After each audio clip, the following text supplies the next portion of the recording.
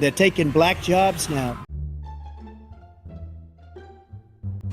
Hey, St. Louis, it's your Congresswoman Cori Bush. Let's bring home a victory for St. Louis. We've said it once. St. Louis is not for sale. St. Louis is not for sale. We've said it twice. It's not for sale. And today, we're going to prove that St. Louis. Not for sale. A few moments later. Good evening to you. We are here at the Wesley Bell watch party, and I tell you what, it appears that he may have just walked into the building. I am absolutely honored and humbled to be the Democratic nominee for Congress in this district.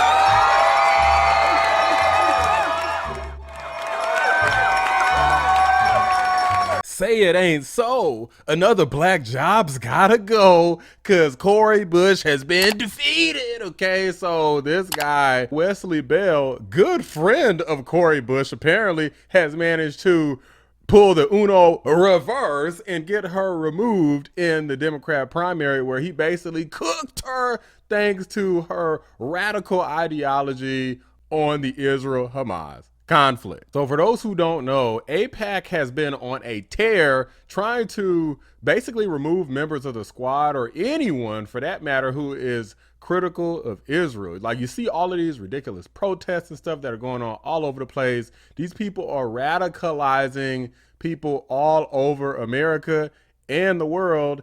So even though I don't like the way that money is kind of just thrown around as muscle to control everything in America, I do appreciate the fact that the squad is being picked off and plucked off one by one, even though this Wesley character is just another radical as far as I could tell. I'm going to show you a quick clip about what the Hill has to say about this. Bush has been outspoken about her views on the Israel-Hamas war. She has declined to call Hamas a terrorist group and has repeatedly called for a lasting ceasefire and an end to Israel's, quote, genocidal acts. Here she was in April. We are here to urge the United States government to work to de-escalate the ongoing conflict in the Middle East. We are saying no to war. Stop the bloodshed, stop the violence, stop the trauma. Just stop. Prosecutor Wesley Bell's campaign has been financed by the pro-Israel lobby, and the groups have poured more than $8 million into attack ads against Bush. It's Bush's unapologetic views on Israel and Gaza that led to Bell driving such a competitive campaign against her. Yet the case he's bringing against Bush has little to do with Israel, and he's arguing that she prioritizes her squad fame in Congress over local issues. Now, Cori Bush has been embroiled in some controversies herself, which is one of the main reasons why she's lost.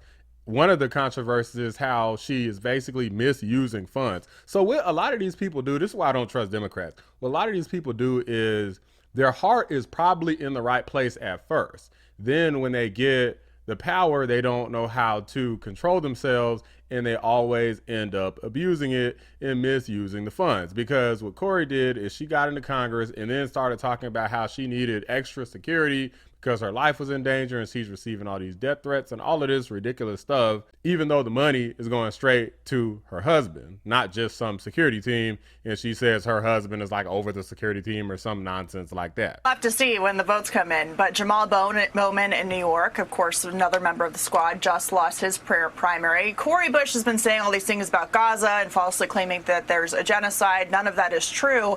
But while she's focused on that, she hasn't been focused on her district. So she may lose not just because of her pro-Hamas stance, but also because the person who's running against her, a St. Louis County prosecutor, is pointing out that, look, this woman is for defunding the police while she's paying for hundreds of thousands of dollars of private security. And by the way, the Department of Justice is investigating whether there's corruption there because all of the money is going to her husband under the guise of security. So there are lots of other issues here outside of the pro-Hamas stance, but that certainly has a place in this race given the people who are backing her opponent. Yeah, Katie, I'm pretty sure as a husband That should come with the package of already protecting your wife. I'm not sure why you have to pay him to do such. You faced some criticism in recent weeks over your push to defund the police.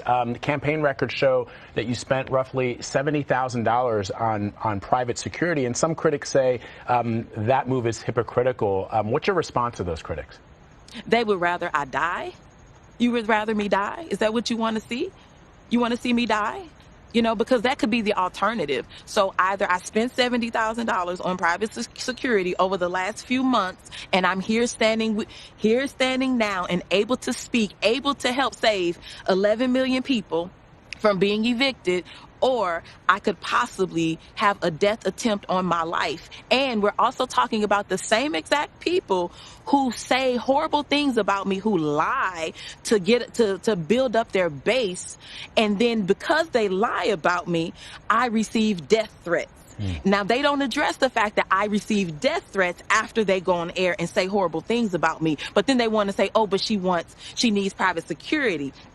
I have private security because my body is worth being on this planet right now. I have private security because the white supremacist, racist narrative that they drive into this country, the fact that they don't care that this black woman that has put her life on the line, they can't match my energy, first of all. This black woman who puts her life on the line, they don't care that I could be taken out of here. They actually probably are okay with that. But this is the thing. I won't let them get that off. You can't get that off. I'm going to make sure I have security because I know I have had attempts on my life and I have too much work to do. There are too many people that need help right now for me to allow that. So if I end up spending $200,000, if I spend $10 more on it, you know what? I get to be here to do the work. So suck it up, and defunding the police has to happen. We need to defund the police and put that money into social safety nets because we're trying to save lives. Also, she's had some very bad public showings that prove and demonstrate that she doesn't know what the hell she's talking about. Percentage. So you're saying that you're saying that they're paying their fair share is what you're saying? No, I'm asking what percentage is a fair share? Their fair share, the same. If a third of my money is going to taxes, then I think a third of their money should be going to taxes. Well, it does. I'm trying to understand because you realize the effective tax rate on the poor is less than it is on the rich, right? Okay, so first of all, I'm not the poor. I'm very close to that line, but I'm not the poor. Okay, so the effective tax rate on the middle class is less than it is on the rich, correct? Now, I'm curious as to what AIPAC's next move is because as far as I can tell, they seem to be Trump supporters. So are they going to like go ham at the end of the line here and just donate tons and tons of money toward Donald Trump now that these primaries are basically over? Or are they going to save it for future elections, midterms? I'm not really sure what they're trying to do because obviously a presidential election is a much bigger thing. So they pretty much have to use all their damn money to try to get Trump elected because the Democrats got some obviously pretty heavy hitting bankrollers donating monies to the Harris campaign. So anyway, guys, I just wanted to do this quick video basically doing a in your face to the squad because while I'm not like a super pro-Israel guy, I'm certainly not a pro-Hamas or pro-Palestine guy. I'm a pro-common sense guy. I know that terrorists make things go boom. I don't want to go boom, so I support the people who are not going to do that. It's really that simple. So you got being pro-terrorist and misuse of funds along with a bunch of other stuff. I say it's time for her to get the hell up out of there. Am I hopeful that this Wesley character is going to be any better? No, probably not. Still a radical leftist. However, maybe we could get rid of his ass too. And maybe if they keep losing over and over again, that they'll finally wise up and think maybe all of this radical left stuff just isn't working. It's a marathon, not a sprint. So we got to take it one battle at a time. I consider this a dub, but let me know what you guys think. Drop a like on the video, subscribe to the channel if you're new. I appreciate y'all watching the Black Anomaly Rising channel. I'm out. Her voters, from what I understand, are not as radical as she is. And so if that means you go home, you go home. Like these offices are not ours. They belong to the people.